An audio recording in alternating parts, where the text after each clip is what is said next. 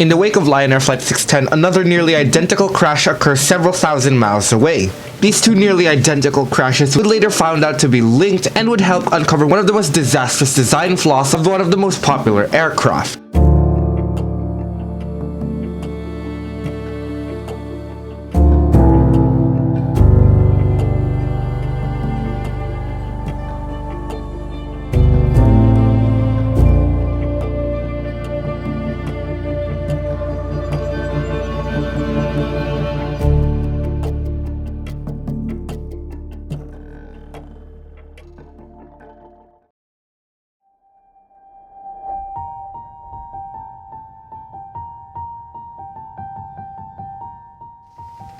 In March 2019, Ethiopian Airlines Flight 302 is boarding at Addis Ababa, preparing for a short flight to Nairobi. The aircraft being used to operate Flight 302 is a nearly 6-month-old Boeing 737 MAX 8, registered as Echo Tango Alpha Victor Juliet, being manufactured in 2018, delivered to Ethiopian Airlines on the 15th of November 2018, with the plane having around 1330 flight hours by March 2019. The 737 MAX is a relatively new aircraft, as it was put back into service in May 2017, less than 2 years before Flight 302. And despite being flown for only a relatively short period, the aircraft has already garnered itself a bad reputation, especially in the wake of the crash of Lion Air Flight 610 back on October 29, 2018. Inside the cockpit, the plane was piloted by 29-year-old Captain Yared Getachew, who has around 8,122 total flight hours, with over 4,100 of them being on the 737 family. Along with him is 27-year-old First Officer Ahmed Nur Mohammed, a recent graduate who has around 361 total flight hours, majority of which being on the 737 family. Along with the two pilots are 6 cabin crew members handling the 149 passengers aboard Flight 302. The passengers here are mainly mixed nationality, as Flight 302 was a so-called United Nations shuttle, connecting to important cities and facilities in Africa, with Addis Ababa being home to the headquarters of the African Union, and Nairobi being host to one of the United Nations major office sites. Aboard the plane, 22 of the aircraft's 156 occupants are working for the United Nations.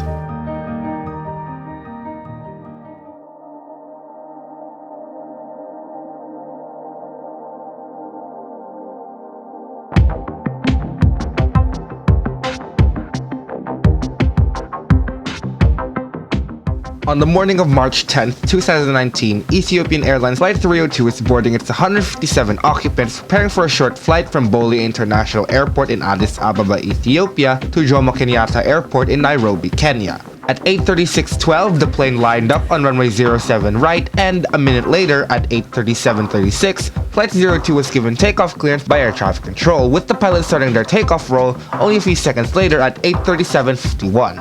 Nearly after liftoff, however, the aircraft's angle of attack, which monitors the plane's pitch, started to deviate, particularly the ones on the captain's side, with the captain's side showing values as high as 74.6 degrees, nearly completely vertical, while the first officer's sensors were showing relatively normal pitches at around 15.3 degrees.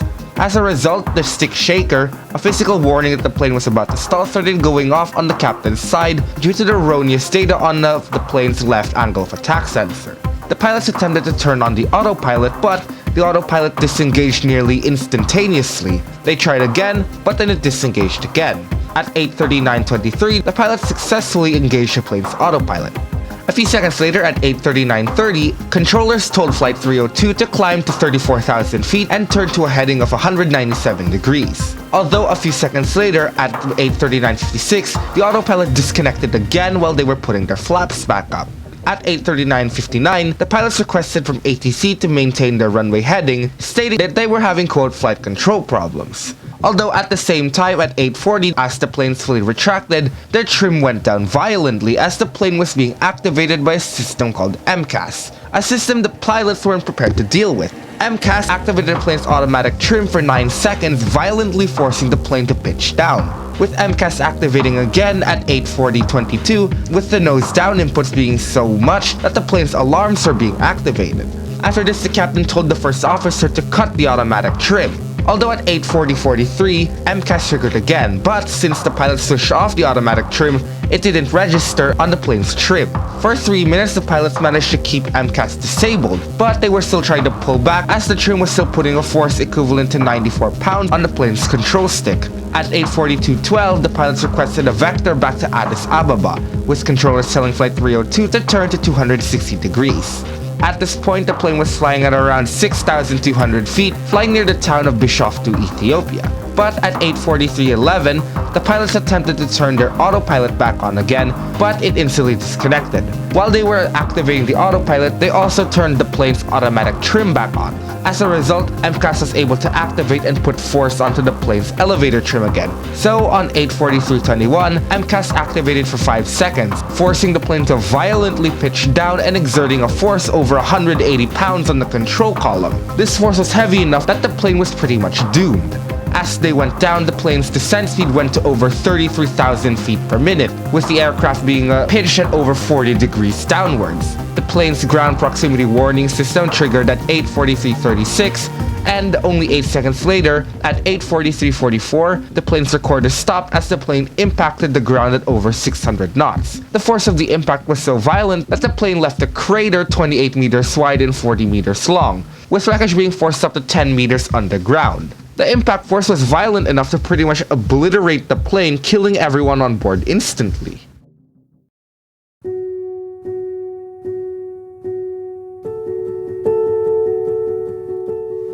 Shortly after Flight 302 crashed, rescuers from nearby towns in the Ethiopian Air Force started assisting to recover wreckage, bodies, and put out any fires from the plane.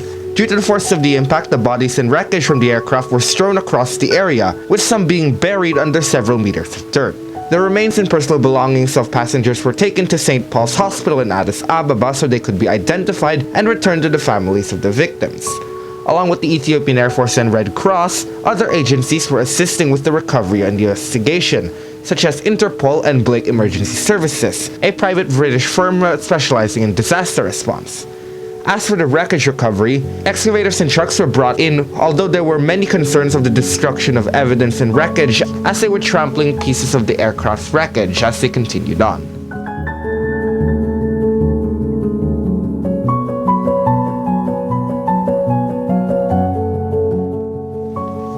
Flight 302's investigation was led by the Ethiopian Civil Aviation Authority, assisted by investigators from Boeing, the National Transportation Safety Board, and France's Bureau of Inquiry and Analysis for Civil Aviation Safety, or BEA.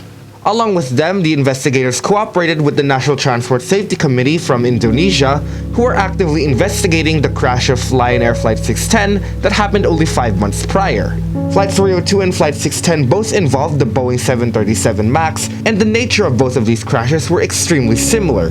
As a result, investigators cooperated and exchanged data and findings. Similar to Flight 610, Flight 302 was brought down by a system causing a runaway trim, forcing the plane down. For a little background, the 737 MAX was partly a response to Airbus's A320neo, a more efficient version of their A320. The 737 being a competitor to the A320, so to stay competitive, Boeing announced the 737 MAX, a new generation of the 737 with more efficient engines and the iconic split winglet improving the aerodynamics.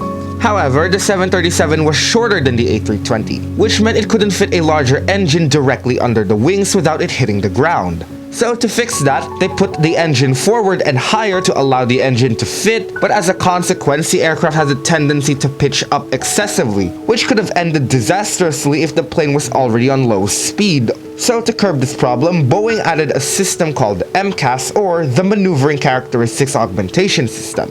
MCAS is designed to push the plane down if it detected the plane's angle of attack to be too high. However, MCAS only relied on one sensor, which could end disastrously if that one sensor failed, which is exactly what happened on Flight 302 and Lion Air Flight 610 from a few months prior. On Flight 610, their angle of attack sensor was put in incorrectly, causing the sensor to malfunction. As for Flight 302, it was speculated that birds or debris sheared off the plane's angle of attack sensor, but they were quickly dismissed since there was no visible evidence of impact or damage. So what caused Flight 302's angle of attack sensor to suddenly malfunction is not exactly well known. On both Flight 610 and 302, the angle of attack sensors were in one way or another damaged or defective.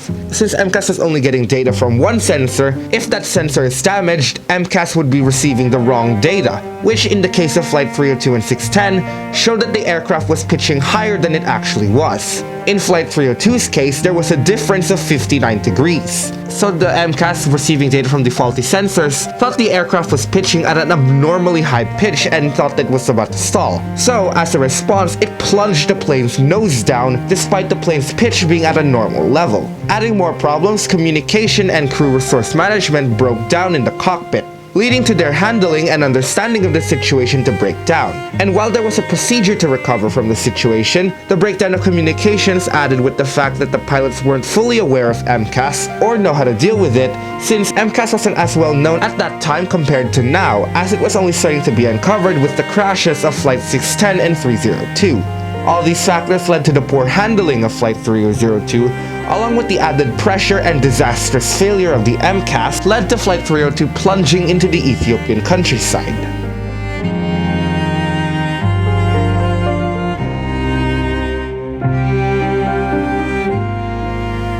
As a response to the crashes of Flight 610 and Flight 302, agencies across the world grounded their Boeing 737 MAXs over safety concerns. The first country to ground their 737 MAX was China on March 11th, the day after Flight 302 crashed. The day after, many more agencies and countries across the world grounded their 737 MAX with the exception of the United States, which kept insisting the 737 MAX was airworthy. They only grounded the aircraft the next day on March 13th after pressure from other agencies and airlines. Despite that, they were still claiming that there was, quote, no reason to ground the plane despite the safety concerns for MCAS. The 737 MAX was only ungrounded by late 2020, with the plane returning to commercial service by December 2020. But the damage to Boeing's reputation had been done. The then CEO of Boeing, Dennis Muilenburg, was replaced by Dave Calhoun as the new director of Boeing. Boeing was later charged with fraud and had to pay over $2.5 billion of damages, along with tens of billions of losses after their stock price had dropped.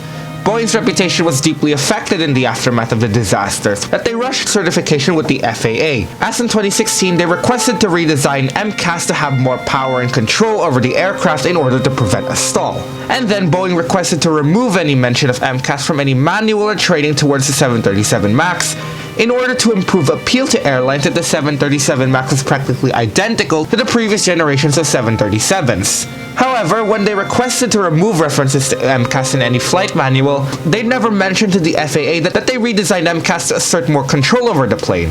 The FAA only found out about the redesigned MCAS after Flight 610 had already crashed. The crashes of Flight 610 and Flight 302 unraveled the disastrous design of MCAS along with the rushed certification of the 737 MAX by both Boeing and the FAA to save costs. Public perception towards the 737 MAX decreased in the following months after the crashes, with the loss of trust towards Boeing.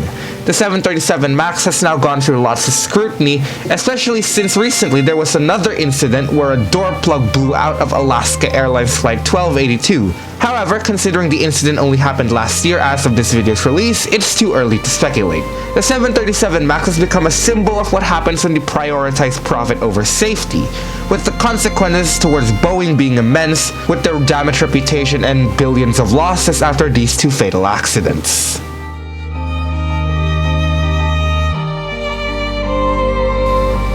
Hey guys, I was supposed to upload this last week, but I was busy with some school stuff and also had preparations for prom in a few weeks as of this video's release, so yeah, and I should be coming back to animations soon. Anyways, that's it.